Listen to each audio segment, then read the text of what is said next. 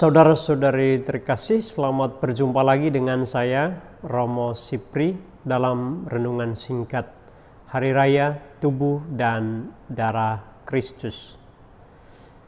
Injil yang kita renungkan hari ini adalah Injil Markus bab 14 ayat 12-16 dan ayat 22-26.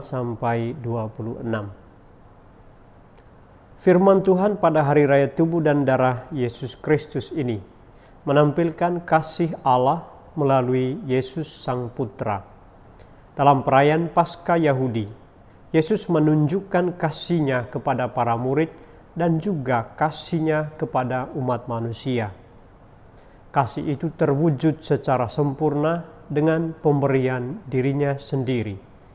Yesus mengambil roti, mengucap syukur, memecah-mecahkan roti itu lalu memberikannya kepada mereka. Ambillah, inilah tubuhku. Sesudah itu ia mengambil cawan, mengucap syukur lalu memberikannya kepada mereka, dan mereka semuanya minum dari cawan itu. Dan ia berkata kepada mereka, inilah darahku, darah perjanjian yang ditumpahkan bagi banyak orang. Tindakan Yesus ini adalah bukti kasih Allah kepada umat-Nya. Ia rela memberi diri-Nya, merelakan putra tunggal-Nya turun ke dunia, mengalami sengsara dan wafat di kayu salib demi keselamatan dan kesejahteraan manusia. Bagi kita orang Katolik, dalam perayaan Ekaristi dan setiap kali kita menerima tubuh dan darah-Nya, kita bersatu dengan Kristus. Dengan demikian, Ekaristi bukan hanya mengenang kurban Kristus, tetapi menghadirkan Kristus yang menyelamatkan. Dalam hal ini, kita semua diajak untuk selalu mau bersatu dengan Kristus yang hadir dalam wujud tubuh dan darah-Nya dalam Ekaristi. Juga menuntut kita untuk memiliki sikap hormat dan sembah yang mendalam terhadap Tuhan yang hadir dalam sakramen Ekaristi. Sikap ini menghindarkan kita dari melihat gereja sebagai gedung biasa tanpa rasa hormat. Juga mendorong kita untuk rajin mengikuti perayaan Ekaristi karena Yesus hadir untuk menyelamatkan kita dan hadir secara nyata dalam Ekaristi.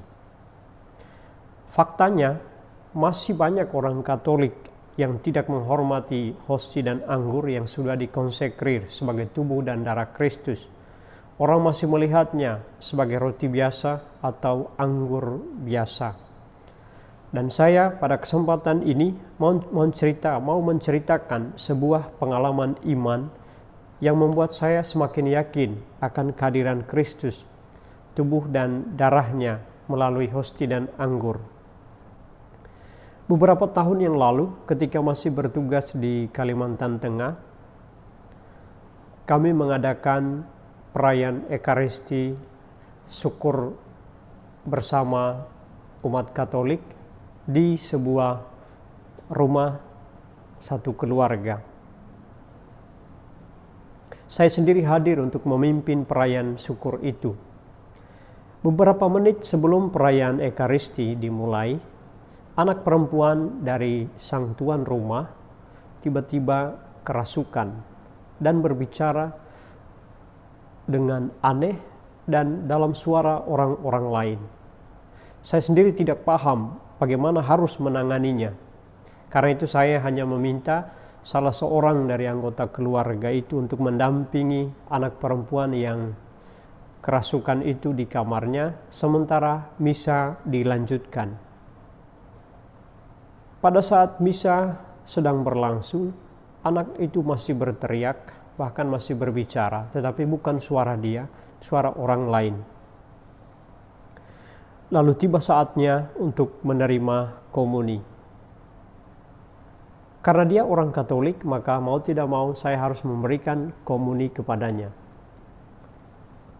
Sebelum saya memberikan komuni kepadanya, dia lebih dahulu bersujud di hadapan saya dan meminta supaya dia harus mencium sibori tempat hosti kecil sebelum ia menerima komuni. Karena dia harus mengecup, maka saya mengizinkan dia untuk mengecup sibori dan kemudian saya memberikan komuni kepadanya. Setelah ia menerima komuni, tiba-tiba ia sembuh normal seperti biasanya. Saudara-saudari, peristiwa ini mungkin bukan peristiwa yang luar biasa, tetapi dari pengalaman saya akhirnya mendapat peneguhan bahwa melalui Ekaristi dalam hosti dan anggur yang sudah dikonsekrir, yang kita percaya sebagai tubuh dan darah Kristus, Yesus hadir secara nyata. Ia sungguh hadir di tengah umatnya dan memberi dirinya untuk disantap demi keselamatan umat manusia. Karena itu, pada hari raya tubuh dan darah Kristus ini, Tuhan meyakinkan kita semua bahwa yang kita terima setiap kali perayaan Ekaristi adalah tubuh dan darah Kristus sendiri.